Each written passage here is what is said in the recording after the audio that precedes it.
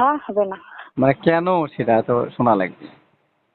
কেন কেন কেন এই যে বললেন আমি মিথ্যা বলছেন না, আপনিও মিথ্যা বলছেন, তো নেক্সটে যদি আমাদের কোন রকম সম্পর্কটা মানে কোনোভাবে জয়েন্ট লাগে বা কোনো কিছু হয়, হুম। মানে বিয়ে অব্দি যায়, তো আমি যেটা করব সেটা যে আপনি না করবেন এর কোনো ইয়ে নাই, মানে আমি এইটা এটা করবো।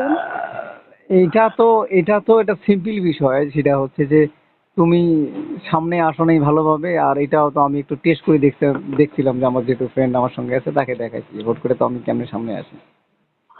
আর আপনার এই যে মূলত একটা বিষয় আমার খুবই খারাপ লাগছে, আপনারা 3-4 জনের মাথা ওইখানে 3-4 জনে দেখতেছেন এটা ওটা। আরে ভাই আপনি প্রেম করবেন, আপনি দেখতেছেন, আপনি দেখেন, অন্য কেন কাউকে দেখাবেন কেন বলেন? এক্স্যাক্টলি, তুমি প্রেম করতেছো তো তুমি আমাকে একাই দেখো, তোমার ফুফু তোমার বড় বোন অমুক তমুক, ও তোমারটাও যা আমারটাও তা, আর আচ্ছা। এরা দুজন তো আমার সঙ্গে থাকে, তো এরা দুজন দেখলে প্রবলেমটা কি? শুনেন যাকে শুনেন বিয়ে করবো তাকে দেখবো না, দেখলে তো প্রবলেম আচ্ছা, কি?